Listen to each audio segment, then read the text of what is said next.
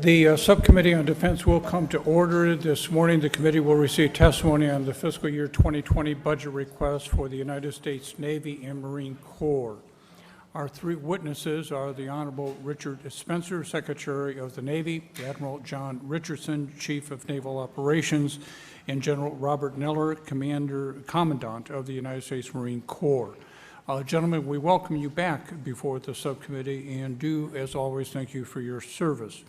Admiral Richardson and General Neller, I would like to take this opportunity also to recognize that this is likely the last time you will appear before the subcommittee. You're probably happy about that. And congratulate you both on your upcoming retirements. You have both been outstanding representatives for your services, and we appreciate the frank and informative dialogue we have always enjoyed with you. The committee has made significant investments in Navy platforms and readiness over the past several years to ensure that sailors and Marines are prepared for whatever happens throughout the world. We want to understand how the fiscal year 2020 budget request is focusing on increasing readiness, utilizing the platforms currently in the Navy inventory to their full capacity, and taking care of sailors and Marines and their families. The recently released 30-year shipbuilding plan continues to assert the need for a 355-ship Navy. Since 2001, the Navy force structure goal has fluctuated between a low of 306 ships in 2013 and a high of 375 ships between 2002 and 2004. However, the current number of ships totals 289. Less than the requirements over the last several years. At the same time, the budget request seemingly contradicts the shipbuilding plan by deferring procurement of a long-planned amphibious ship and canceling the refueling and overhaul of an aircraft carrier. Shipyard backlogs remain high, and the shipbuilding industrial base is also facing production delays and capacity challenges. Today, I would like to find out and hear whether or not a 355-ship requirement is a realistic goal and how some of the ship's decisions have informed the fiscal year budget request. Additionally, I remain concerned with reports that the Navy is frequently accepting ships that have both minor and major defects, which require additional costs and unscheduled maintenance.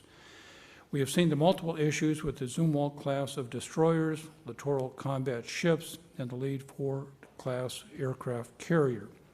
I believe it is inexcusable if shipbuilders are delivering ships with defects, and we need to understand what steps are being taken to improve the situation. I am also concerned, and the committee is, about the well-being and quality of life for sailors, Marines, and their family. I have heard about the lack of available child care and would like to know what the services are doing to mitigate some of the challenges that members and their families face. With that, again, I want to thank you for appearing before the committee today to discuss these issues. We will ask that you present your summarized statement in a moment, but first I would recognize Mr. Calver for his opening statement. Thank you, Mr. Chairman. I would like to welcome each of our witnesses, Secretary of the Navy, Richard Spencer, Admiral John Richardson, Chief of Naval Operations, and of course General Robert Neller, Commandant of the Marine Corps. Admiral, General, I understand you're both going to be retiring before you have to return to this committee, so this is my chance to say congratulations on your retirement and thank you for your long and distinguished service to this country. And we certainly are appreciative of your dedicated service. The Department of the Navy plays a critical role in addressing the growing challenge and increasing threats from China in its effort to extend influence over international waters and sea lanes. As China becomes ever more bold, the National Defense Strategy rightly calls for a renewed focus on adversaries such as Russia and China. While we've been fighting violent extremists for nearly 2 decades, China has been watching us and steadily investing in its maritime capabilities. I want to hear how your budget request will enable the United States to achieve its strategic defense mission, particularly with respect to China. I also want to hear your rationale for the proposed early retirement of the USS Truman. This represents, obviously, a substantial change from the current course. I'd also like to hear from you, Mr. Secretary, about our carriers and survivability against attack. We've discussed the capability of the military health community to respond to such an attack at an earlier hearing with the defense health community. I would also like to commend Secretary Spencer and Admiral Richardson on embracing the innovative technologies such as the Aegis Virtual Twin, which significantly shortens the time it takes to field new capabilities of the fleet. While change can be difficult, we need to disrupt the status quo if we're going to maintain our technological military superiority. Finally, I'd like to hear from you both about training, both the Admiral and General Neller. Are we investing enough in our sailors and Marine Corps to make sure that we are effective in the future? And certainly we have a lot to discuss, so I'll conclude my remarks. Thank you again for your service to our country, and I look forward to your testimony. Mr. Chairman, I have to yield back. Thank you very much, gentlemen. Your full written testimony will be placed in the record. Members have copies at their seats. Our intent is to try to complete 2 rounds of questions for each member present. In the interest of time, I would encourage you to keep your summarized statements to 5 minutes or less. Be complete but succinct in responding to questions. Thank you very much, and Secretary, the floor is yours. Chairman Veslosky, Ranking Member Calvert, distinguished members of this group. On behalf of our sailors, Marines, and civilian teammates, thank you. From the bottom of our hearts, thank you for this bipartisan effort you've done historically here to provide us steady funding. It is the lifeblood of our ability to bring readiness to the forefront. I, too, would be remiss, ladies and gentlemen, if I didn't take a minute to, wearing my Title X hat, to say thank you to 2 amazing business partners I have on my right and left here. Admiral Richardson and General Neller. There's been no light between us on the efforts that we've put forward over the past 22 months. And we've pushed the envelope in many ways, but it has been done in lockstep with a complete understanding between us. They've both done Herculean work. And at the same time, I'm also hoping that what's going on next door will come to an expeditious confirmation, because we have the same relationship with Admiral Moran and General Berger, and I look forward to a seamless transition in that regard if, in fact, we get an expeditious confirmation. Ladies and gentlemen, the concept of a strategy is the application of limited resources to attain a goal. Aligned to the National Defense Strategy, the Navy Marine Corps strategy for restoring readiness, strengthening relationships, and reforming our processes has been set. And from that, we are building with a disciplined focus on people, capabilities, and process. This budget prioritized a strategy-driven, balanced approach to investment. It builds on prior investments, sustains the industrial base, and maintains our competitive advantage as we transition to a more cost-imposing, survivable, and affordable future force. The restoration of readiness is well underway, and we're seeing progress every single day. My analogy is that the weather vanes are all pointed in the correct direction. Although we might be frustrated with the rate of velocity of the wind, it is increasing every day. We're building the strength of our team through hiring in areas of critical needs, such as cybersecurity specialists, aviation technicians, scientists, engineers, human resource specialists, shipyard workers, and digital warfare officers. In that light, you provided us the needed resources for hiring experts, but we now must also address the competitive salaries to fill these positions. We're aligning and enhancing our educational institutions and distributed learning venues through the Education for Sea Power Review. And we're taking aggressive actions to return private military housing to a premium product, mindful that we recruit the individual, but we retain the family. All of these actions have one common thread that runs through them: the goal of increased readiness. We're building our capabilities through investments in hypersonics, machine learning, additive manufacturing, quantum computing, and directed energy. We're building the fleet in the pursuit of a 355-ship Navy, manned and unmanned, to include the Columbia-class submarine, the next-generation frigate, the remotely piloted platforms such as Sea Hunter and Orca. These efforts are increasing lethality through increased distributed maritime operations. To reach the Secretary's goal of 80% mission-capable tactical aircraft, we've realigned investments in spare parts, aviation engineering, and logistical support through our newly created Navy sustainment system, incorporating best practices from outside the wire, or as we might say, from commercial best practices in industrial process. As an example, Our most recent F-18 readiness indicators show 68% mission-capable Navy F-18s and 72% mission-capable Marine Corps F-18s, a far cry better than 20 months ago. As a pilot program, these activities have moved us to review our processes in all maintenance areas within the naval enterprise to include ship maintenance, weapon and vehicle maintenance, and sustainment. Driven by the Marine Corps Force 2025 capability investment strategy, we're investing in the amphibious combat vehicle, loitering ammunitions, and unmanned logistical systems in order to maintain and expand our competitive advantage on the margins. Exercising the Marine Corps operating concept is moving us to rapidly progress as a continuous learning organization as we adapt and experiment in our new competitive environment. Yet while we affect the aforementioned, the Marine Corps is also contending with the unprecedented double impact of Hurricanes Florence and Matthew, which together damaged or destroyed more than $3.7 billion of infrastructure across our many East Coast installations. Camp Lejeune is a primary force generator for the Naval Services, directly contributing to the capacity and readiness of our overall force. That area took the majority of blunt impact of those storms. We need relief through a supplemental funding as soon as possible. For two reasons. The fiscal year is closing upon us, and we're about to enter the hurricane season as of June 1. We truly appreciate the work the committee has done to reprogram $400 million immediately, which began addressing our most pressing infrastructure needs, and we look forward to working with you to address the remaining $449 million shortfall in 19 and the $2.8 billion to fully recover.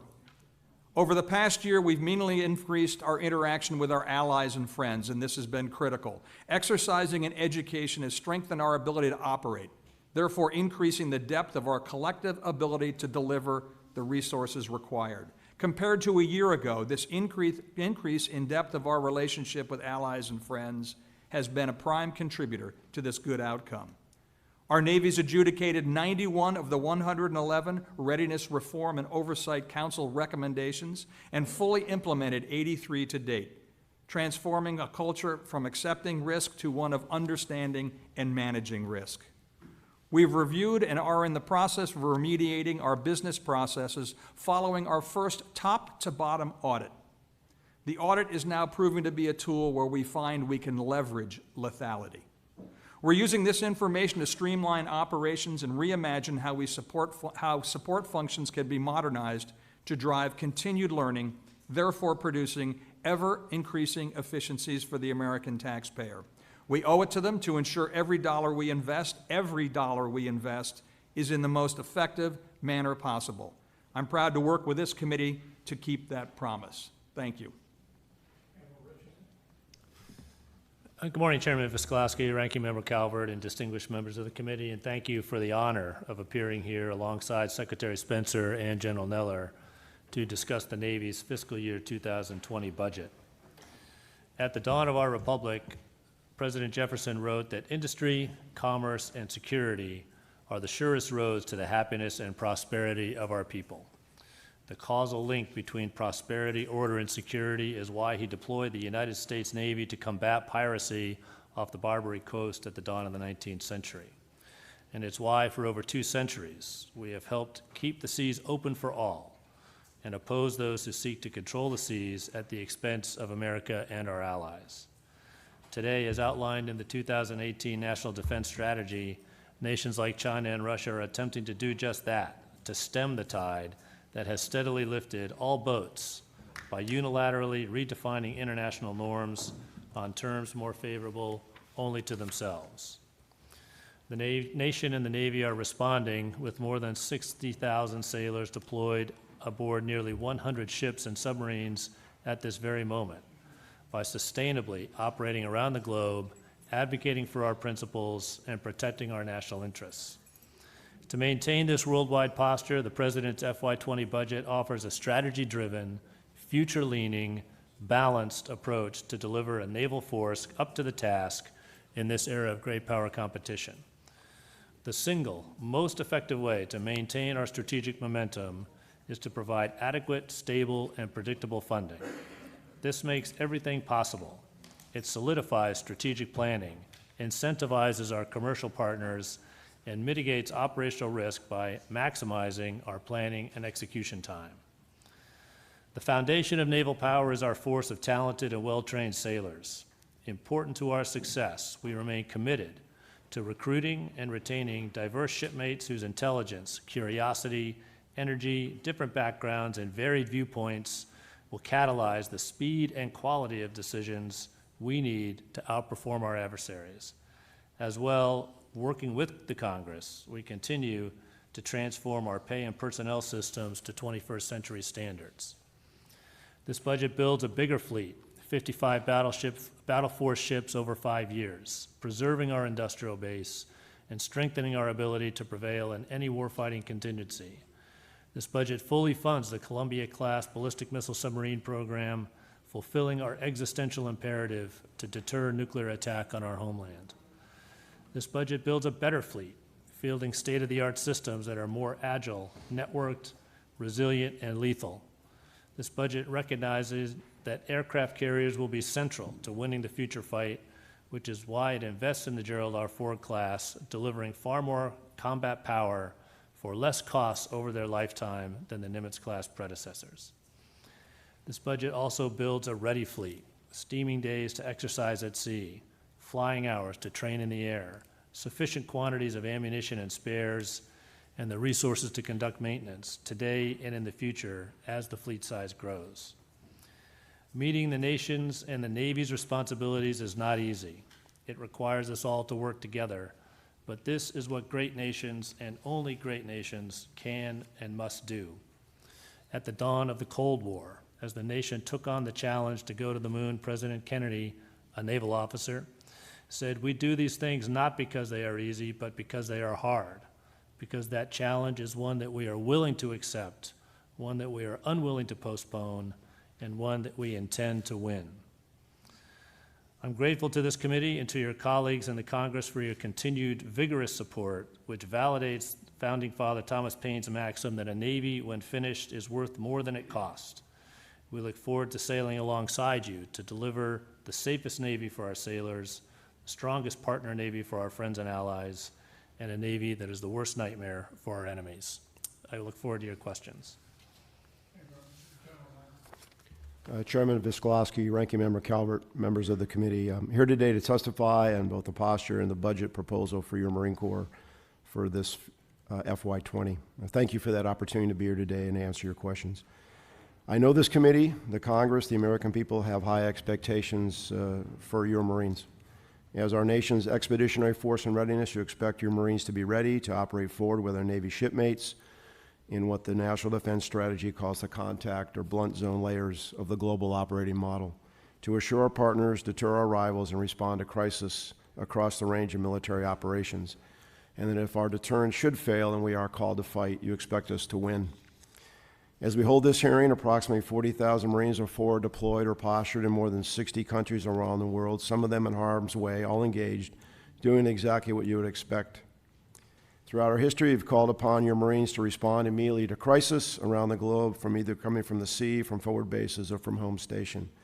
To meet this intent, to be ready to suppress or contain international disturbances short of large-scale war, we strive to prevent war by assuring allies and deterring our rivals with ready, capable, and persistently present expeditionary forces along with our Navy shipmates. Forward-postured naval forces remain critical to that end, providing the nation a significant operational advantage through maneuver access and their daily presence. Supporting day-to-day operations through theater security cooperation, building partner capacity, doing humanitarian assistance and disaster relief, or supporting current global contingencies requires your expeditionary force to be both ready and to be present. We recognize the strategic environment is constantly changing, requiring adaptations to our organization, our training, our equipment, and our concepts in order to provide our nation the lethal naval expeditionary force it demands. So your Marine Corps remains committed to building that force. This requires hard choices as we balance commitments to current operations, work to continue to increase our readiness, and pursue modernization efforts designed to improve our competitive advantage over our rivals. And thanks to your efforts in Congress by providing timely substantial budgets, we have seen increased improvement on our readiness, and the rate of our ability to change the force has also improved. The Secretary mentioned the effects of Hurricane Florence and Michael on the Camp Lejeune greater area and also Marine Corps Logistics Base Albany, so I won't go into that, but I do want to thank the Congress, the administration, and the Office of the Secretary of Defense for the reprogramming that gave us $400 million to get us working on making those reinvestments we need to get this base back online. So we continue to work tirelessly to address the remaining shortfalls for this year and for those in the future year budget. Despite these challenges, we remain on the right path to implement the National Defense Strategy. We continue to develop what we believe are going to be and are effective warfighting concepts, invest in the right capabilities while experimenting ruthlessly to validate our choices.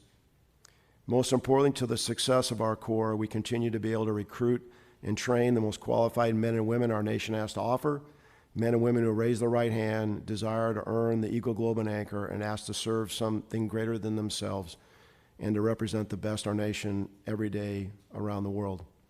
So your Navy and Marine Corps team remains the nation's naval expeditionary force in readiness, forward deployed and forward postured, present and competing across the globe. And with your continued support and commitment, we will ensure that we must never send our daughters and sons into harm's way where they don't have every advantage the nation can provide. I thank you for your support, and I look forward to your questions. Thank you, Mr. Chairman. The Navy has identified the Columbia-class submarine, as was mentioned in your testimony, as its top acquisition priority. According to the GAO, you plan to invest over $100 billion to develop and purchase 12 nuclear-powered ballistic missile submarines to replace the Ohio-class submarines by 2031. The Columbia-class submarine program is vital. There's no disagreement to that, to the strategic nuclear deterrence and to the nuclear triad. I think all of us here understand the complexity of building advanced weapon systems. However, as appropriators, it's important for us to understand the risk of a major defense acquisition program. We've seen that many times in the past. A recent GAO study stated that the cost estimate for the Columbia class is not reliable due to optimistic labor hour assumptions, and there is virtually no margin in the program for cost overruns. And while the Navy has provided a margin for schedule slip, unless more time is built into the margin, the Navy is in a position where there is little room for error in order to meet the 2031 date for the lead ship first patrol. Mr. Secretary, given the importance of the Columbia-class submarine program and the imperative that we meet the timeline, what steps are being taken to reduce risk in the program? Why is there zero margin for cost overruns? The program is already eating into the margin for schedule slip. What's your confidence level on meeting the 2031 first patrol date? Congressman, those are all good observations, and they have caused us to step forward. I believe it's going to be early next week where we are sitting down with industry to do a collective assessment, because as you know, while the Columbia-class submarine is our #1 acquisition program, it is in concert with the Virginia-class program, which is probably one of our most successful acquisition platforms that we have in the Navy.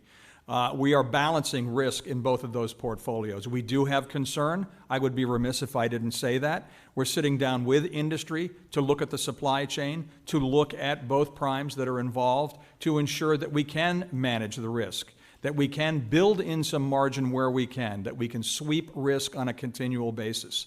If we do not do this in lockstep with industry, it will run off the rails. I guarantee you that. We are focused on this from the executive level on down. I think you've heard me say this before. When I came into my seat, the attitude that we have is one of enforcing and supporting competition, but to work with our prime suppliers in the most partnership manner that we can, which means shared risks, shared responsibility, shared benefit. They are with us side by side on this program. Thank you for that answer. Real quick, General Neller, recently F-35Bs were successfully integrated into operations supporting the 31st Marine Expeditionary Unit. I believe you call the lightning carrier concept as a strategy that can be employed to overcome adversaries like China, who have several long-range precision weapons specifically designed to hit land bases and aircraft carriers. How would the lightning carrier concept, which involves arming the America-class amphibious assault ships with F-35Bs, overcome this threat and increase the Navy and Marine Corps' ability to project power? Well, Congressman, you're aware that the capability of the F-35 as a fifth-gen fighter gives it clearly it's not invisible, but it gives us a stealth capability and gives it some opportunity to fly in regimes and envelopes that other aircraft don't. So if we're going to have to strike these long-range targets or that ideally could be anywhere, even in the mainland of the home nation that's firing them, it gives us an opportunity to penetrate the airspace and to take down these targets. So when we put the 10 airplanes on I believe the Essex that went down to the Philippines, that was just a demonstration to potential adversaries of our ability to embark those airplanes and move into that area and fly in that regime. So as we work through this with the part of the Navy Marine Corps team and the future experimentation, we're going to figure out and learn more about this airplane and what it can do and what capabilities it brings. That said, we do need to increase the range of our weapons because the adversary is increasing the range of theirs. And so even if we have to penetrate their airspace, optimally we'd want to stay outside their range and fire longer missiles. So there's a whole lot of work going on with this, with experimentation and fleet experiments. I'll ask the CNO if he wants to comment, but there isn't a carrier strike group or an amphibious ready group that doesn't sail from either the East Coast or West Coast of the United States or from overseas forward deployed bases, that when they deploy, they don't go out and do what's called a fleet experiment, where they operate in a strict electronic regime and they try to work out how they're going to employ their weapons against this type of a threat. Sir, maybe if I could pile on just to talk about the survivability of both this type of a platform and a traditional aircraft carrier. I would say that with respect to launching strikes into forward theaters, these are your most reliable, most survivable airfields in that theater under attack. These a nuclear-powered aircraft carrier can move 700 miles a day and can generate 100 sorties a day. So in concert with the amphibious ships, the big decks, F-35, we have to make sure that that F-35 can be fully exploited by making sure that they've got the combat systems and communications on those ships to stitch them into the battle space. But a well-operated carrier in a campaign plan, you mentioned it in your opening statement, is a survivable platform. In fact, maybe more survivable now than it has been since World War II, and effective in delivering strikes. I look forward to hearing more about survivability in the future. As you can imagine, sir, this is highly classified to get into the real details of that, and we'll bring you everything that you need. Right, I appreciate that. Thank you, Mr. Chairman. Thank you, Mr. Chair. I've got a couple subjects I was hoping to cover. First, the shipyard optimization and improvement plan, I know lays out a 20-year, $21 billion effort to optimize and modernize the 4 public shipyards, covering everything from dry dock recapitalization to facility layout to just trying to modernize some of the capital equipment. I was hoping you could speak to the importance of that shipyard modernization work in terms of ensuring the readiness of the fleet. What kind of capability gaps do you see that filling, particularly as we build a 355 ship Navy? What sort of gaps would we see if we don't make those investments in modernization? I've heard the yards are pretty much at capacity at this point. Do you envision that to continue to be the case if we make these investments? If I can provide a 30,000-foot overview from the Title X position and then turn it over to the CNO. Congressman, this is one of our on the infrastructure category, one of our most critical programs that we have. One of the things that we're really focusing on, and you see it in this year's budget, is the fact that infrastructure is readiness. It's been a bill payer in the past, no longer. We cannot afford to do that. When it comes to the modernization program, it's not simply making a new dry dock. One of the first steps we made this year, as an example, was to bring in contractors with expertise in industrial flow. They've visited Hawaii, they're on their way to the Pacific Northwest, and they'll come to the East Coast. Just to increase our ability to get flow through and parts and touch on these hull forms is going to increase flow through, and I can get existing platforms I have back out to the fight quicker. That is the primary drive from my point of view. So, you know. And that flow will lead directly to naval power, which is ships at sea and not in maintenance. And so this is one of our more challenging areas right now in terms of just wrestling through the complicated scenario of ship maintenance. If we don't modernize the dry docks, some of the ships that we're building right now just simply won't be able to be using those dry docks. And so we've got to do that. That's an imperative. And then to the Secretary's standpoint, if you map out the workflow in a current shipyard, it looks like you just threw a bunch of spaghetti on a plate. Some of these shipyards were built to build the Constitution, you know, and they've just really kind of maintained that same format.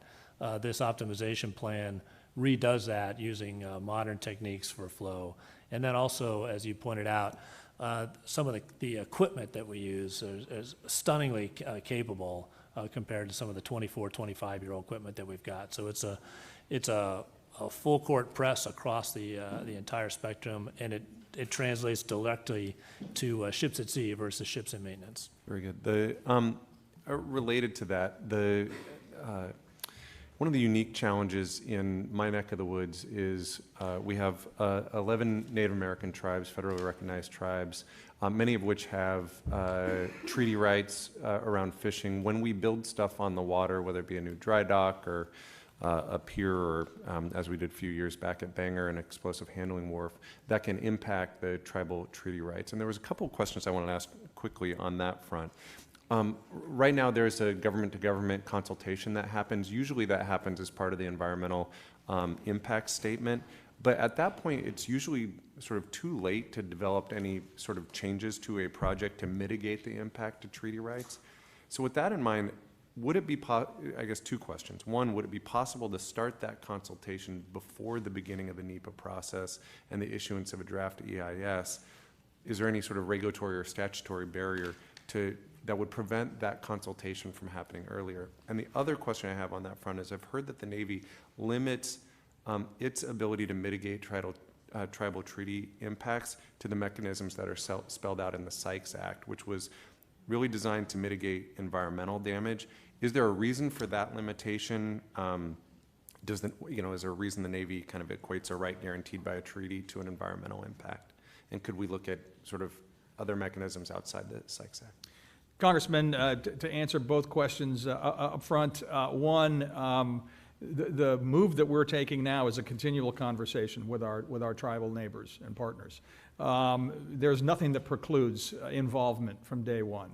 And to my knowledge, going forward, since I've been on board, that we have been actively involved. When it comes to Sykes, we also have other abilities to us. One thing I want to frame is the whole concept of impact is, where does the impact end? I have to admit, there's been, in my review of some of the cases, we were remediating way beyond the impact, or asked to remediate possibly way beyond the impact of where we saw it. And there's where natural tort contention happens, and we'll get an arbitration to solve it. But yes, doors of communication are wide open at Navy at all times, on all projects. The formality of the EIS doesn't mean that you can come in at X point of time. You can be involved all the way to the lead up and through. Thank you. Thank you, Mr. Chair. Thank you, Mr. Chairman. Thanks to the gentleman for your expert testimony here this morning. General Neller, I'll start with you. I want to thank you for your service to the country and to the Marine Corps. Wish you well as you turn over your responsibilities. You've always been a candid sort of guy with the committee, and I appreciate that.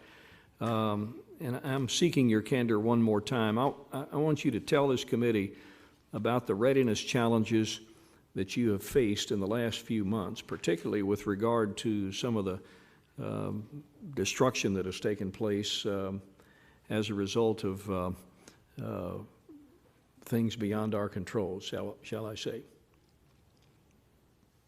Well, the biggest challenge has been trying to get reprogramming or whether assistance we can to rebuild Camp Lejeune. I was asked with another member, what's your insurance policy? I said, you're our insurance policy. We don't self-insure. So we just like the Air Force at Tyndall, when they had Michael come ashore, we suffered a generational storm last September. And not so much the winds, but the fact that the storm sat on top of the Eastern Carolina region and rained for 3 straight days, and they got about 40 inches of rain, and there was enough damage to the older buildings that the rain just came inside, and it was, so we could fix it, but I can tell you that, people are concerned about climate and storms. I can tell you that all the new buildings we have, and we've had a lot of new buildings because the Congress has been very generous with us and Milcon around the world, none of those new buildings had any damage. The buildings that were damaged and the buildings we could repair, but we would recommend they be replaced, they're anywhere from 40 to 70 years old. And so that's our dilemma, because we didn't program that. Some of them were programmed for being raised and rebuilt in the future years, like the MEF headquarters building is in the FY20 budget, it was already there. But now we're living in that building. And so that's been the biggest thing. And then the discussion about other fiscal matters that's before the Congress and where money's going to go and the ability to reprogram money, which has been a kind of a normal order of business where you could come in and if there were certain abilities to reprogram money, and we appreciate the $400 million of reprogramming. That's kind of been caught up in the discussion about other requirements for the administration and the Congress. In the meantime, though, as the Secretary mentioned, other readiness is improved markedly, particularly fixed-wing aviation. I can give you by model type series, a number of hours that are being flown, the readiness. In fact, the other day on the East Coast, we did break 80% for F-18s on a single day on a Friday. Now, is it there today? No, but we've been running pretty consistently with F-18 anywhere from 70 to 80%. And Representative Calvert mentioned the F-35s are out with 31st MEU. We had F-35s out on 13th MEU. They ran pretty consistently in the mid-70s, those six jets out there. So how did that happen? A lot of different things, but at the end of the day, we invested in parts and you gave us the money to do that, to fly, to get the parts, to fix the planes. So in the overall readiness situation, I think we're in a good place and we continue to get better. But at the end of the day, I've got to come up with a solution for Camp Lejeune. And at the same time, we're sitting here today without any real clarity on what happens or doesn't happen on October 1st. So if you're worst case in it, which you guys make a practice of doing, you have to provide for all contingencies. How dire would it be if this Congress cannot give clarity to the October 1 fiscal? Congressman, I'll be more than happy to answer that. It would be devastating. For all the money that you have given us, the 17 RAA, the 18 and 19 budget, we are up on the bicycle, we are pedaling down the street. We go into a CR, we fall off the bike, period. Well, I hope the Congress is paying attention. Got one more question, then I'll add more in round two. Admiral, last year's Defense Appropriations Bill directed the Navy to take a look at the viability of restarting production on the Tomahawk. It's my understanding that the analysis of alternatives led the Navy to conclude that more Tomahawks were required, which led to a decision to restart production this year. Can you address the importance of restarting the Tomahawk line? Sir, you have to appreciate that Tomahawk in the family of missile systems that's going to really be the punching part of our Navy, particularly moving forward, where I think missiles are becoming more and more a part of our both offensive and defensive push. And so for this Maritime Strike Tomahawk, it's a re-engineered version of that missile. It's a big part of, it occupies a big space in that family, both for land attack and anti-ship attack. So it's extremely important. Yeah, thank you. The gentleman yield Be happy for to. a moment on the subject you just discussed on the both on the supplemental and the sequestration that we're dealing with and the October 1st deadline, and I'm sure the chairman will bring this up also. But the administration needs to step up here pretty quickly to come to a budget agreement. We don't have a lot of time here. The chairman intends on marking these bills up as rapidly as possible, and the Budget Committee obviously has challenges, but that doesn't change the calendar. And we need a budget agreement between the House, the Senate, and the White House. And I would hope that the White House will step forward here pretty soon and please send that message back because we need to get this going sooner rather than later. Time is not on our side. And I hope, as part of that agreement, that we come up with a supplemental to take care of these bases that have been devastated. We can't, this can't continue to stagnate. Should have already been done. I yield back. Thank you, Mr. Chairman. Mr. Secretary, I come from Rock Island County, and I want to thank you for visiting the Rock Island Arsenal, which is one of our largest employers, absolutely critical to our economic health in the congressional district that I serve. So thank you. We are really proud of it. We're really proud of the work that the men and women do there, and that they produce readiness not just for the Army, but for all services. And sometimes people don't always know that. I'm sure those of you sitting there do know that. And I'm glad you're able to see the capabilities that the Arsenal provides our organic industrial base. And so, and that includes the work that we do at the Quad Cities Cartridge Case Facility. So that is housed under the Joint Munitions Command. And I know I'm telling you something that you already know. That oversees the distribution, the storage, the demilitarization, and production of munitions across all of the military services. So a few questions for you along those lines. Do you envision being able to leverage other capabilities that the Arsenal can provide, if you have a feel for that? Most definitely. Congresswoman, on my trip there, one of the things that really impressed me was the work Rock Island was doing in additive manufacturing. We're also doing that indigenously at the service level, but obviously at the level of a Rock Island, it would be terrific to have a depot level in sync with out in the fleet. It'd be great. That's great to hear. So you know that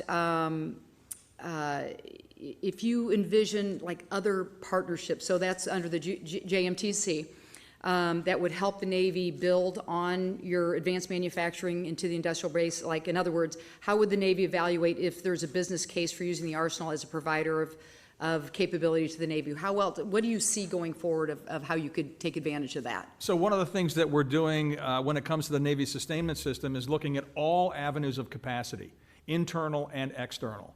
And if, in fact, we can take any of our best practices that we're using in Navy and bring them to a Rock Island, or Rock Island can bring them to us, we look for that on a continual basis. That's the whole concept of the sustainment system. Where are the best pockets of capacity and efficiency?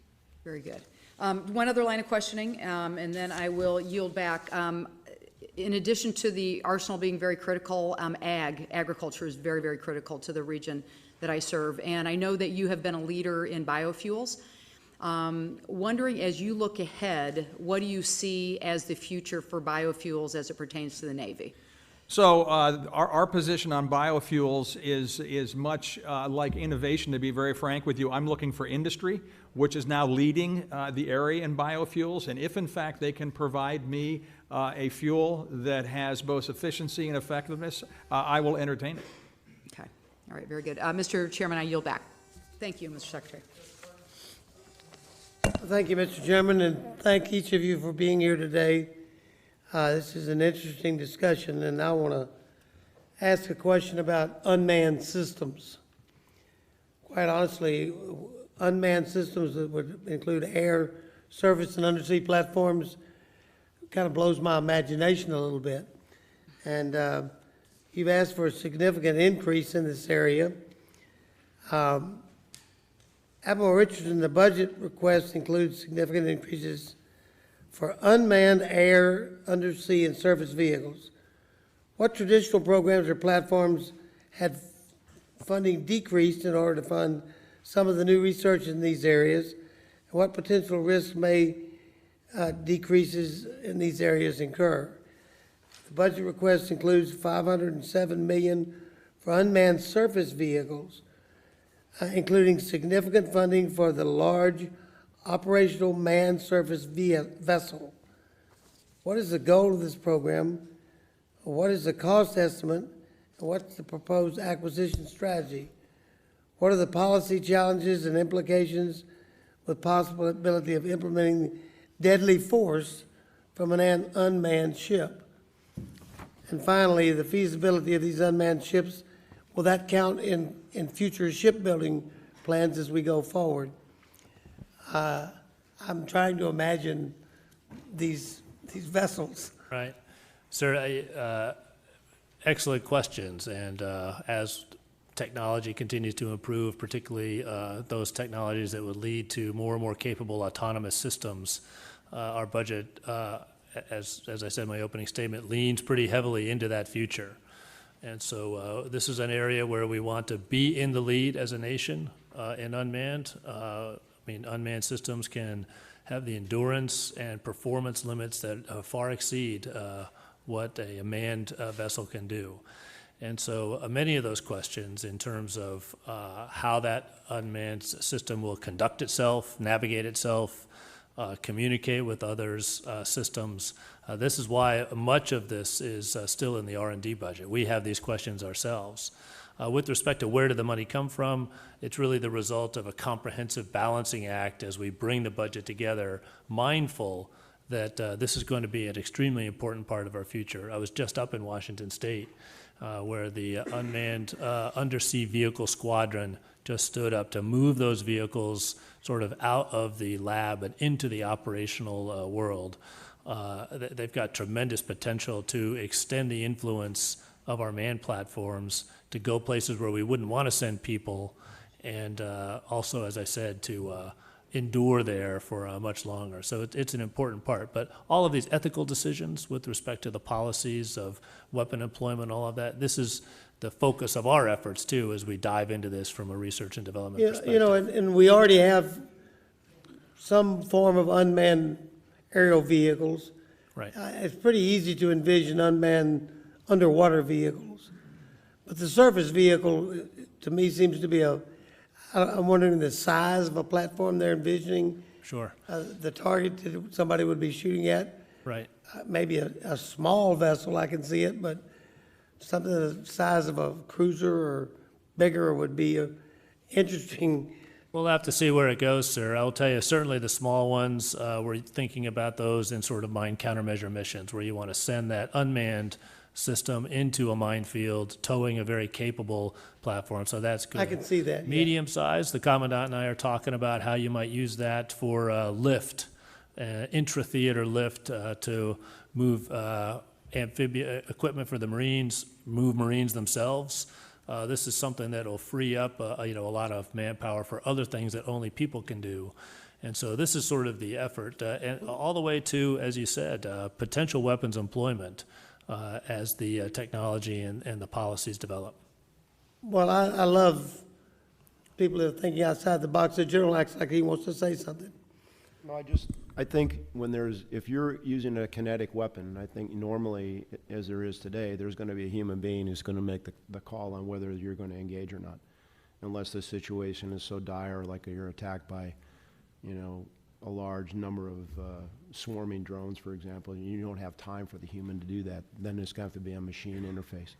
But I think right now, as the CNO said, a lot of this is you have surface vessels that are able to move fuel, supplies, things that go from A to B ahead of the other force, or they're pre-staged, or maybe they're submersible, and then you arrive and they come to the surface and then they come in, which eliminates your ability to have to haul this stuff with you. Now, most of this is going to require a network that's reliable and resilient and protected. So, at the end of the day, on top of almost everything we're doing, whether it's delivery of munitions, whether it's navigation, whether it's secure communications, we're going to have a reliable, secure network. But this is stuff that's happening right now. There's things, and we just have to scale it. Like you said, finding stuff under the water, which has always been really hard for a human to do. Now we think we've got a way to do that and to find obstacles or mines or stuff like that, and then potentially take them out in a very ineffective, but in a very inexpensive but very effective way. Thank you very much for getting me a good picture of that. Thank you, Mr. Chairman. Yes, Mr. Secretary, thank you for being here, and I just want to acknowledge Admiral Richardson and General Neller, you managed through some very difficult times, including sequestration, and which is probably one of the worst things this Congress has ever done to our country and to our military. And you were able to go through that, and we respect you, and we wish you well in your future lives. I want to talk to you about the infrastructure at the Naval Academy, Mr. Secretary. Prior to 2013, the United States Naval Academy operated under what they called a flagship agreement, which was instituted in 2005. And this agreement ensured a minimum level of funding for maintenance of the United States Naval Academy fiscal complex and provided for recapitalization of facilities. By 2012, the United States Naval Academy was receiving about $36 million per year for sustainment and $35 million per year for renovation and modernization. However, sequestration and other budget factors placed pressure on the infrastructure spending, which led to reductions at the Naval Academy. This caused a significant backlog of maintenance and deterioration of the United States Naval Academy's infrastructure. In 2017, a new agreement was implemented, which provides approximately $30 million per year in sustainment funding for the Naval Academy, and starting in 2020, $15 million per year in recapitalization funding, and starting in 2012, $15 million per year in the recapitalization funding, but only every other year. Now, I've been on the board there for 10 years. I'm vice chair of the board right now, and part of the reason that we have members of Congress on the military boards is to advocate for them. I know that Steve Womack is on the West Point board, and we have the Air Force. I think these institutions are one of the reasons we're still the most powerful country in the world, but we need to support them. The infrastructure of the Naval Academy is basically falling apart. There have been newspaper articles about it. Bancroft Hall, there's fungus and all in the dorms, and it's just a matter of funding, and it's really, really important. I know the Naval Academy, which we all work to get this done, have built a new building for cybersecurity, which is really important, and that's going to be very positive. In fact, it was the fastest curriculum that we've had moving ahead, and more people graduating in the cybersecurity end. So what I really want to really say is that, or my question is, the Navy considering an adjustment to its budget in the out years to resolve the issues, and I'm not going to go over them now, but I think you know what they are, so that the Naval Academy can stop deferring maintenance and sustainment. These institutions, in my opinion, are as good as any Ivy League school. The training, the honor, the commitment to their whatever their expertise is going to be once they graduate. So I'm asking you the question: what can we do to help get more money? We're willing to do this in our board. Steve, I'm sure you're having some of the same issues. And again, a lot of it goes back to sequestration, which hopefully will resolve that once and for all. Congressman, music to my ears. This is when it all comes down to portfolio management, to be very frank with you. Yes, I could do with more money. I do not want to ever see the Navy investing 70% in infrastructure ever again. We will not do that, because as I said in the opening comments, infrastructure is a direct correlation to readiness. And when it comes to what we just did with our education for sea power, which was the study that we just did, education is our answer to a root cause problem, which is to make us that much smarter out in the war field. We can expand the competitive advantage if we fight smarter. That starts with our educational institutions, and in the Navy alone, I have 3. I have not only the Naval Academy, I have the Naval War College and the Naval Postgraduate School, all suffering from the same thing. I will make you a commitment. We will try to put every single dollar we can forward to improve those, because we must. Well, with that regard, is end game. And I would like someone from your staff to work with my staff to make sure we start focusing on this amount of money. I'm sure Steve will be when it comes to the Army, but the bottom line, we just don't want to be in a hearing and hear what we want. We want to get it done, and we can both do it together, I think. So whoever, when this hearing is over, I'll have my staff get with you, and then we can decide where we can go, what the plan is to resolve this issue once and for all. Congressman, I would love it, and I'd also like to think outside the box. I'd like to open up more authorities to the foundation so we can get private dollars to help us. Well, there are a lot of private dollars coming in. Unfortunately, they might not be focused where they need to be. That's another issue. And that's where we might need some authorities. It's a very active alumni that's working on that right now. Exactly. Okay. Look forward to working with you on Go that. back. Thank you, Mr. Chairman. Gentlemen, thank you for your service to the country.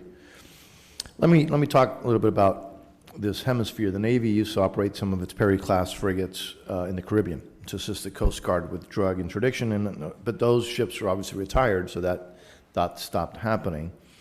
And so what we hear is about 25% of what we see coming up from that part of the world coming to the United States to poison our families, our kids, we're able to intercept. And the Coast Guard continuously repeats something that we think makes a lot of sense, which is a lot more effective and efficient to intercept there than when it comes in and already hits our streets. Secretary, you, I guess, wrote a letter in December 17 asking that the Navy provide at least 4 littoral combat ships and expeditionary fast transport ships to once again support, again, the counter-drug, counter-narcotics, again, coming from the southern part of our hemisphere. Your letter noted that the figure of 4 ships was well below Southcom's request amount, which is obviously accurate. And more recently, in February, it was reported that a single LCS with an embarked Coast Guard law enforcement attachment will be headed to Southcom this year to conduct, again, these type of operations. So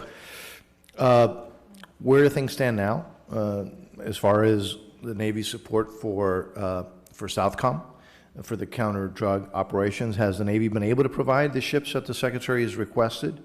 If not, what level of support is there available and can be provided? And when does the Navy anticipate being able to provide at least 4 of the ships, which, again, as you mentioned, Mr. Secretary, is below what a lot of us and what Southcom believes the need is. So what are the plans and where are we on that? So, Congressman, just a month and a half ago, both the CNO, or you actually went down sooner than that, and I have been down into the South American region, specifically spending time with the folks in Colombia and Brazil, talking about exactly what could be done. In coordination with Admiral Fowler, there obviously is a need. The LCS, which would be a great ship in this regard, now that we have them coming back into deployment. I've been working with the CNO to see how we can actually have those deployed down in that area, and I'll turn it over to the CNO. Just as the Secretary said, it's really a full spectrum approach that we need to take. So not in just the U.S. contribution would be a joint effort, the Joint Interagency Task Force that is down there. And we work also very closely with our Coast Guard partners. There is, I'm reviewing plans to send LCSs down there now on a more habitual basis. They can really help with the final intercept part, particularly with that law enforcement detachment that you mentioned that brings the authorities to do that type of intercept. And then, as the Secretary alluded, working very closely with our allies and partners in the region to just really kind of have a full court press on this area. And I appreciate it because I know you know, but one of the things that and really Mr. Rogers is the one who always kind of reminds us, unfortunately, the number of Americans that frankly lose their life every year. Was it 70,000, Mr. Rogers, something like that, a year? And again, so, we can do better, and I obviously know that it's been an issue of not having the resources. So I'm hoping that those days can be behind us, but it would be great if you can just keep us informed as to how that's going, because obviously it's a huge priority for a lot of us in this subcommittee. We'll do that, Thank sir. you. I yield back. Thank you, Mr. Chairman. Thank you, Mr. Chairman, and thank all of you for your service to our country. Appreciate you being here today. Mr. Secretary, as I understand, the military uses the Eastern Gulf of Mexico for research, testing, and training activities. Can you talk about the importance of these operations and how those operations would be impacted if the Eastern Gulf were open to offshore drilling? Congressman, those ranges are critical to not only the Navy but the Air Force also in that area. The way that I think it's phrased from the DoD point of view, which I agree on, is if in fact you can do mineral extraction and or exploration subsurface, we would have no impact with that or major issues with that. Where the primary issues are in the aviation range is anything that's sticking up in the air, to be very simple with that. So any drilling rig would be an impediment? Traditional drilling rig. If in fact we could do it subsurface, which I'm sure technology can probably provide us at some point, I think that would be a way to go forward. Sir, if I could just add on, we're also, every time we have these discussions, work in very close coordination with the local community in particular to make sure that, we're not overstretching. We're going to the minimum that we are, that we need to meet the training mission so that we provide maximum flexibility for these other types of activities. Thank you. I wanted to talk about climate change with you a bit. In January, the Department of Defense completed their report on the impacts of climate change on military installations. Apparently, the report found that 18 Navy installations are at risk and 16 of which are currently at risk of recurrent flooding. This report did not look at foreign installations, so the worldwide number is likely higher than that. Can you talk about the problems rising sea levels are causing the Navy and what you are doing to try to mitigate the effects of climate change itself? Rising waters, Congressman, are a continual concern. They are in our forward planning. Right now, one of our MILCON projects for Norfolk is flood control, flood prevention in the Norfolk area. But I will say that it's any major weather event, whether rising waters, Camp Pendleton, we worry about the fire impacts out there, wildfire impacts. We're continually working this into our assessment of risk. Great, thank you. In 2017, we had back-to-back fatal incidents involving the USS Fitzgerald and the USS John McCain. 17 sailors lost their lives. According to a report by ProPublica, systemic issues dogged these vessels and ships across the Navy, inadequate training for sailors working 100-hour weeks, vessels not properly maintained, a command structure that silenced senior military officers and naval officials that spoke up with concerns. I understand that the Navy is investing heavily in new technology and next-generation vessels, which is important to keeping our superiority. However, we need to also invest in the men and women who carry out the missions. What have you done specifically to address the staffing and training issues exposed by these tragedies, and how can our committee be of further help to you? Again, if I can give you an overview, and then CNO, if you'd like to dive in. Post the accidents, Congressman, as you know, CNO set out with the Vice on the comprehensive review, and I set up the strategic readiness review. We just reviewed the numbers of the 111, and we've implemented 89 of these. These are critical. They range from policy procedures of turning on AIS, an automatic identification system, when transiting commercially heavily trafficked areas, to longer impact educational and training devices. Schools that we put together. We're committed to it. We're already seeing some of the better product coming out to the fleet. CNO, turn it over to you. Sir, I'll just say that, as you said, this happened in 2017. We just issued our sort of one-year report card in that effort. This remains our highest funding priority, and it really is a comprehensive approach. The manning situation in our forward deployed naval force in Japan is much different than it was then. The training, both the amount of training and the technology to support that training is right on glide path. The schedule rigor of the commanders out there, really to make sure that we provide enough time to do maintenance and training and that we adhere to the certification requirements. That was a big part of what we saw when we explored some of the causal factors, contributing factors, I should say, to the collisions. And then we're managing the surface warfare career path. So it's really been a comprehensive approach. As the Secretary said, many, many recommendations, but what we're really after is a climate change that the entire Navy learned from, but particularly the surface warfare community. I can provide you that report card. It's completely releasable. And we've testified before this committee and other committees in Congress to make sure that we're keeping everybody as informed as possible. That'd be great, Admiral. Thank you very much. Thank you both, and appreciate your service again. I yield back, Mr. Chairman. Thank you, Mr. Chairman. Gentlemen, welcome. General Neller and Admiral Richardson, I understand you're both affixing to retire, and we wish you much happiness in your next life. We profoundly appreciate your lifetime of service to your country. You've served it admirably and something of which we are all very proud. General Neller, I understand the Army after years of research and investment,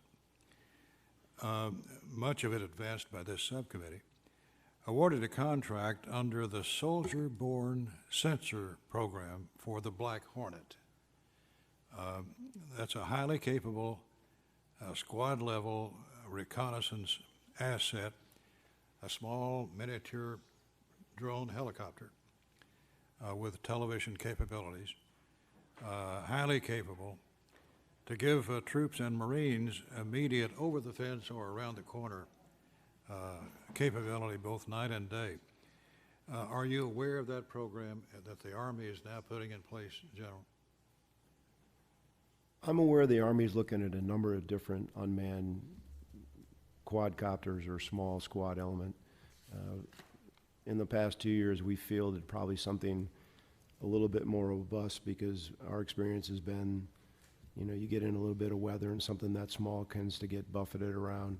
But I wasn't aware that they were actually had a program of record for that particular capability, Congressman, and so we'll take a look at that. But we clearly are trying to push unmanned aerial vehicles down to the smallest elements of the ground maneuver force so that they have the ability to look into buildings or look over the next hill so they don't have to send a Marine or a soldier in there to do that. But I will take a look at that. Well, Tranche 1 systems are now being delivered to the Army for initial integration into the force.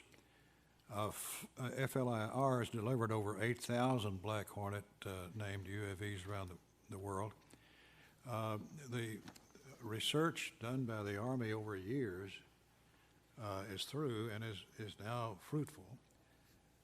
So it would be a big savings for you to adopt this system rather than try something new and spend more money. Well, we'll certainly take a look at that. Good. Let me quickly change, Mr. Chairman. South China Sea.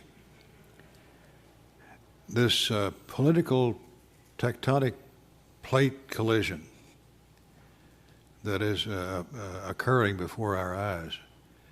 Tell us about the significance of what's going on there and what are the Chinese doing to prepare and or execute? So I'll take that question. The South China Sea, an extremely important body of water. As we talked about in my opening statement, really the United States remains a maritime nation.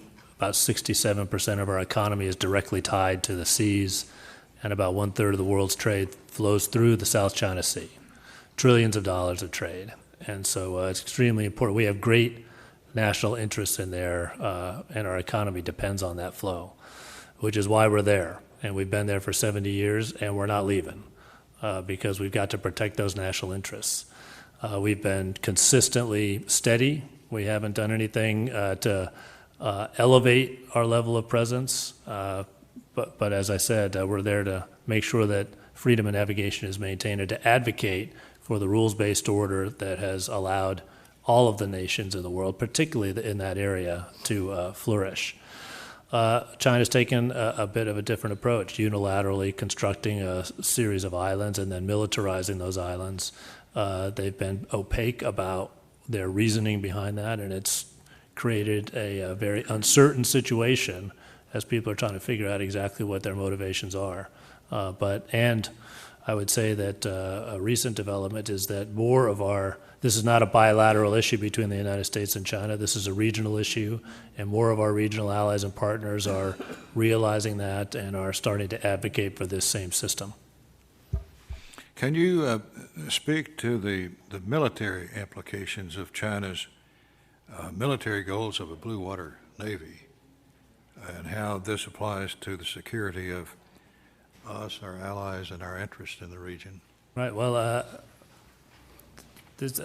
when a nation's economy grows to the point that it's really reached the capacity of its continental bounds, the next step is to go overseas. And so China has, the People's Republic of China has been very vocal and transparent about their Belt and Road Initiative that they are using. A big part of that is our sea lines and harbors, dual-use harbors, and they need a global Navy to secure that infrastructure and those trade routes.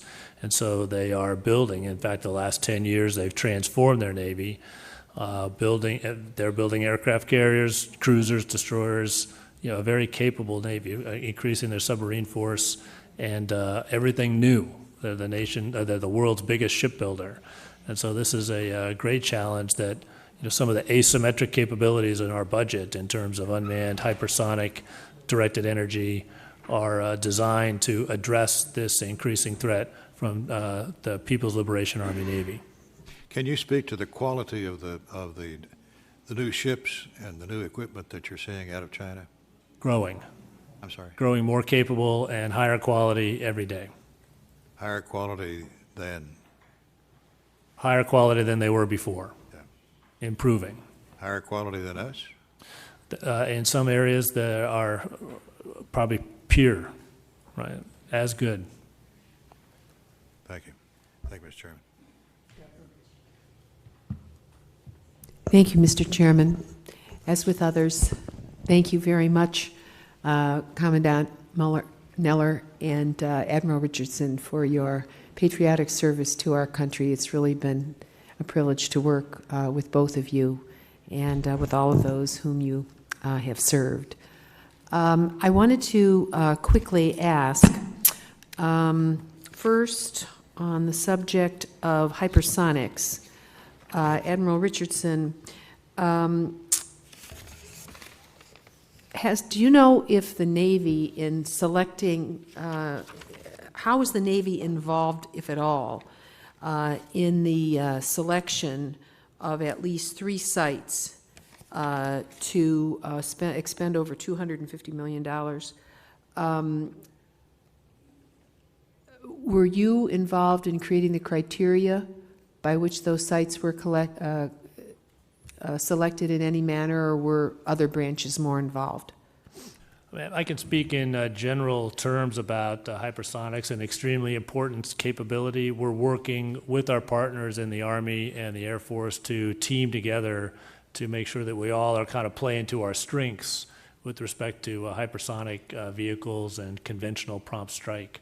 But I'd have to get more details on the sites that you're talking about, ma'am. I'm not... Okay, I would, as I understand it, it's at China Lake, let's see, Naval Ordnance Lab at White Oak, Maryland, and Arnold Air Force Base. The information I have shows these facilities will cost significantly more than other facilities that actually have been mothballed and are near ready. And I will give you a series of questions to answer, but I'm curious whether the Navy has toured facilities that would be cheaper and take less time to construct and bring online for those test capabilities. Congresswoman, if I could answer that, I've been more than happy to take those questions. We've been working in lockstep with the Army and the Air Force. In fact, we signed a memorandum of agreement to work together on this to find the most effective and efficient way to go forward, so we specifically won't be siloing each other's events. I'm more than happy to take this questions from you and respond. All right, I would very much appreciate that, Mr. Secretary. I have a follow-on question for the Admiral, and that is, in your procurement of Harpoon Block 2, do you know how many contractors will be involved in providing those weapons to our country, to the Navy? Ma'am, I just want to make sure I'm accurate. I'll take that for the record as well, so I don't misspeak.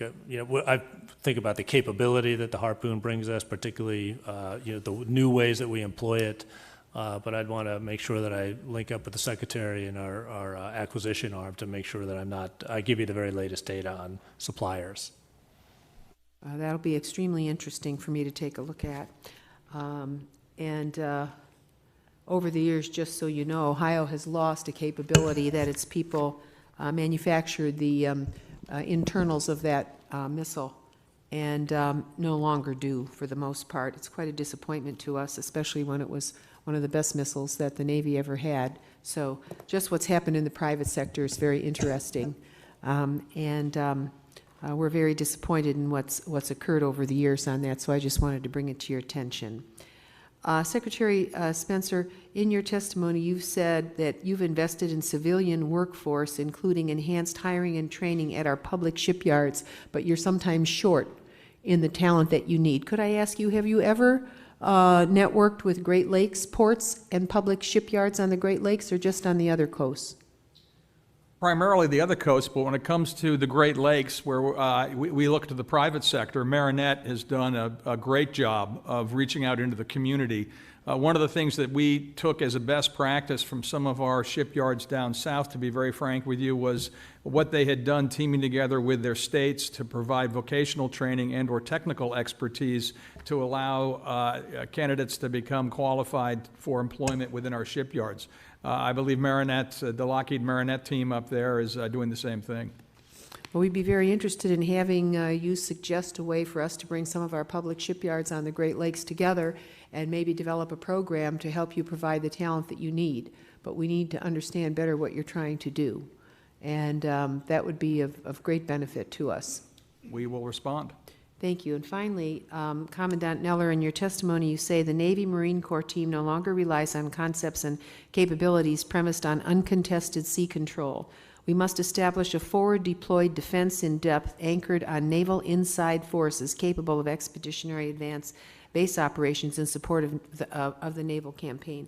I'd like to ask you, in view of what is happening north of North America with the melting of the seas, north of the Hudson Bay, could you talk a little bit from your perspective on what your statements relative to becoming more lethal, resilient, and capable competitor as a deterrent, with what's happening up there, what does that mean? What does it mean for the Marine Corps? What it means for the Marine Corps, Congresswoman, is we know that the Russians have, not to the level they were during the Cold War, but they have reestablished bases and airfields and capabilities on their northern frontier, which would allow them, depending upon what the climate is or what the weather conditions are, to potentially control those sea lines. And so I would love for somebody to come and show me a map of that.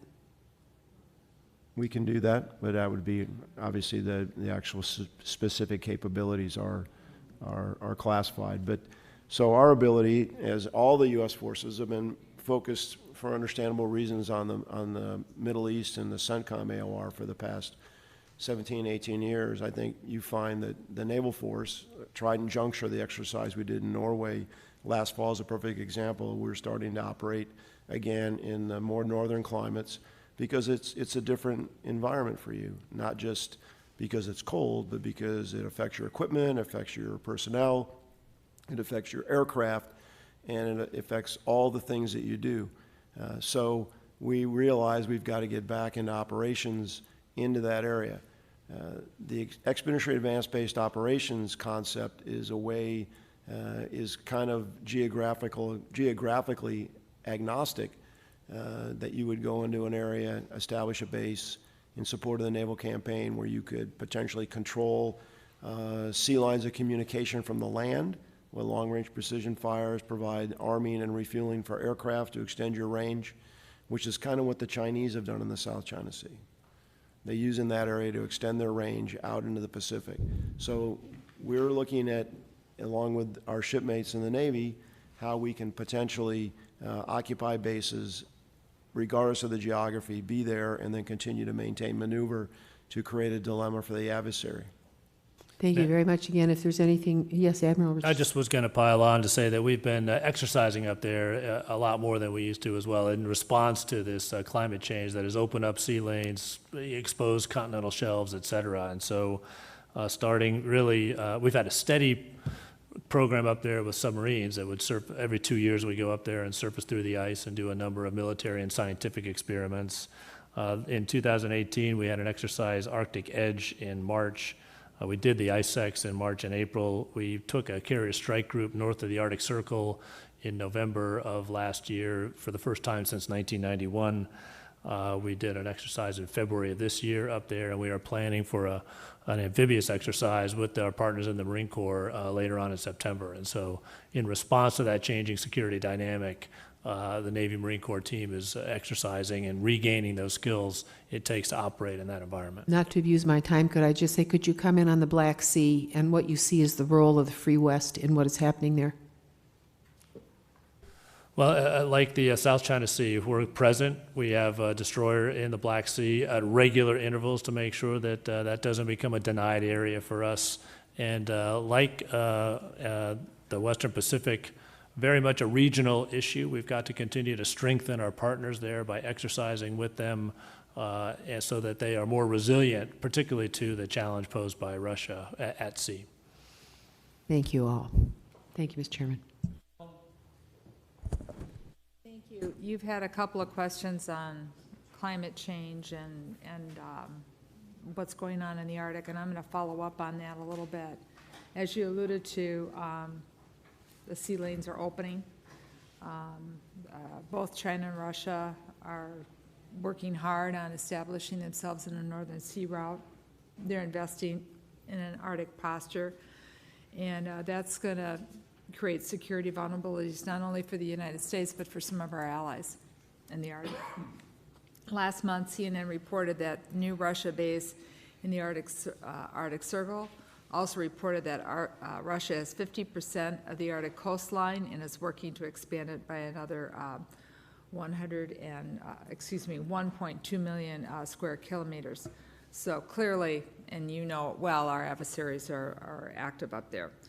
So if you don't have all the information you'd like to, present in a short period of time, I would really like for you to share with the committee an update on Russia's and China's recent activities in the Arctic region, or if it needs to be done in a different format, please work with the chair on that. What type of weaponry our near-peer adversaries are introducing, and how are our allies, especially in the Scandinavian nations, viewing these activities. I've had some quite frank discussions with some of the Nordic nations. And so how does this fit into your budget request in 2020 with looking at what we need to be doing in the Arctic? And as you know, Congress finally, and I do mean finally, appropriated funds to construct a first Coast Guard heavy polar icebreaker in over 40 years. We are way behind in the icebreaker updates, and even though the Arctic is slowly melting, ice is always going to be a problem up there with storms and navigation and that. So what's the Navy looking at as far as having assets for icebreakers in the future? So I know I asked a lot of things kind of rolled together, but some of us, as you can tell, are really starting to track this with a great bit of detail. Yeah, and ma'am, we're tracking it as closely as that as well, partnering with the Coast Guard in terms of acquiring that icebreaker. So we've got a joint program office that's helping them through the shipbuilding decisions. We've just recently signed out the strategic outlook for the Arctic, which talks about our need to, one, continue to defend U.S. sovereignty and protect the homeland from attack from the Arctic, to ensure that the Arctic remains stable. And so there's a strategic approach to this. I'd be happy to bring you all the details on that. And then, as I pointed out to the last question, exercising more and more up there. We're finding that a lot has changed in the last 20 years, but it's still really cold and heavy seas up in the north of the Arctic Circle in November. And so a lot of this is just taking some old books, updating those lessons, and getting back up there. And so this is the way that we're addressing that. Well, there's certainly cold weather places to train besides Alaska, too.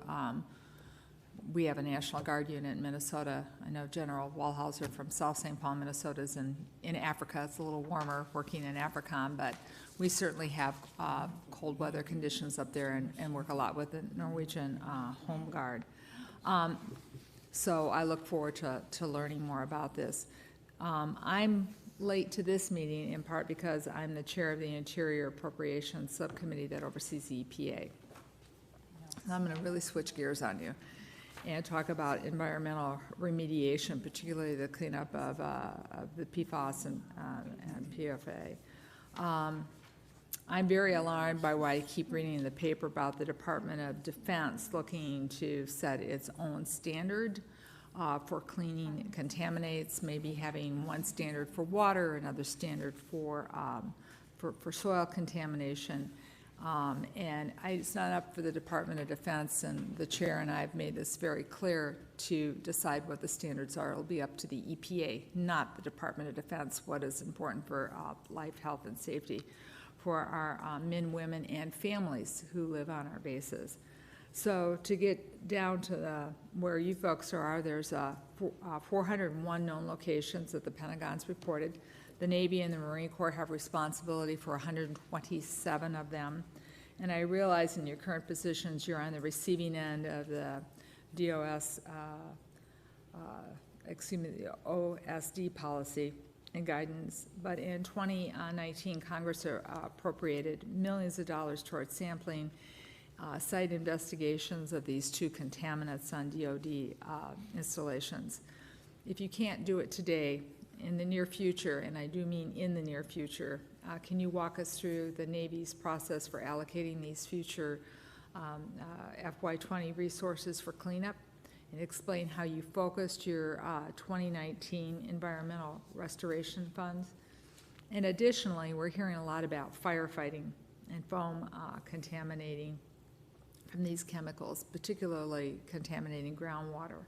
And that's a problem any place where there's an air base, airfield as well, in the civilian side. So this is a national problem, but it is a problem for the Department of Defense. So what additional capacity do you need in either identifying or cleaning up these pollutants to the best standard possible? Can you comment on what the Navy and the Marine Corps has been finding with POFA? Certainly, Congresswoman, I'd like to start by saying DOD is not looking to set, from my observation from Navy, to set the standard. They were just commenting on the standard. It's going to be set in an open forum. But more importantly, we are everyone's neighbor in which we live, and we are a responsible neighbor. We've proven that in all our previous cleanups when there are issues. I'm dealing with one in Bethpage right now. If I was to make an overarching headline, while we have 147 points, there are 630 airports in the United States that did the exact same thing that the Navy has done. This is an all-of-government approach.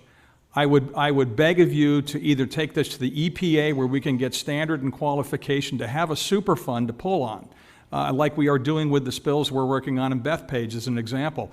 We are more than happy, and we have done this historically, to apply our resources to monitor, whether it be Red Hills, whether it be Bethpage, to make sure that we are an environmentally responsible neighbor. When it comes to cleaning up, this is an issue that I really truly believe is an all-of-government approach, because when you look at DOD, we're a minority in the whole players nationwide. Will the gentlelady yield on that subject? I will, and I have a follow-up, but I'm happy to yield to the gentleman from California. I thank her. We had this discussion recently, and the technology that's being used today, the old technology of pump and treat, is not working. No. And there's new technologies out there, biologicals and so forth, that do work at less cost and clean it up 100%. And EPA has been slow to move to these new technologies by just the bureaucrats and so forth. And I would hope that the DOD can show the way in cleaning these sites up using these new types of technologies. And maybe we can use this across the spectrum of all these sites throughout the United States, not just on DOD facilities, but facilities all over the country. I just wanted to make that point. Thank you. I thank the gentleman for his comments, and I share what you were saying, and that's why I was very clear that this is a national and it's an international issue. But having worked on cleanup from Army facilities, and many of us in the room have, the DOD comes in and says, oh, we're only going to clean to industrial standards. Industrial standards are not the same as being a good neighbor with state standards. In Minnesota, the Minnesota Pollution Control Agency has been successful in getting remediation cleaned up to our state standards, which are higher. And in redeveloping land, making sure that they've been cleaned up to residential standards. And because you have such a mixed use on the bases with people constantly coming in contact, sometimes family members present on certain parts of the bases with certain activities in that, I really think we, and I mean the federal government, we need to be challenging ourselves to go to the highest standards when it comes to cleaning up these contaminants. So I want you to know I stand ready to work with you. The chairman and I'm asking the same tough questions of the EPA. We cannot just sit on our hands on this, nor can we just say, well, we're going to just clean up to this standard here because it's industrial and, you know, it'll be less money because these will be legacy issues we'll be leaving forward. And there's also things that we're going to have to address in this committee as far as these contaminants emerge with our servicemen, women who've been exposed to them just as firefighters and other people have. Who come in direct contact with massive quantities of these chemicals. So I'm sure you've heard the statistics, Congresswoman, that 87% of Americans test positive for it in their blood serum. So it's everywhere. It's not just firefighters. It's not just the military. This is I'm very familiar, very familiar. It's a whole of government. We got to get the EPA. I understand that, and I said that, but I'm saying that the Department of Defense has a special responsibility. The federal government has a special responsibility to clean up some of this. I mean, you look at the budget in the Department of Defense, I think we can come up with environmental remediation. I am not don't think disagreeing we disagree with you. it. We are totally in line on this. All I need is I need policy and guidance, and that's what I'm asking for. But I'm also saying that certain job occupations, and I realize it's in the bloodstream. I'm pretty familiar with this stuff. But some people with their occupations have been more exposed to it than other individuals. Some people have come in greater contact with it than other individuals. And we need to do our due diligence now rather than have another Agent Orange or something else in the future where we're dealing it later. That's my point. Yep. You have people here who want to work with you to keep it. We're in violent agreement.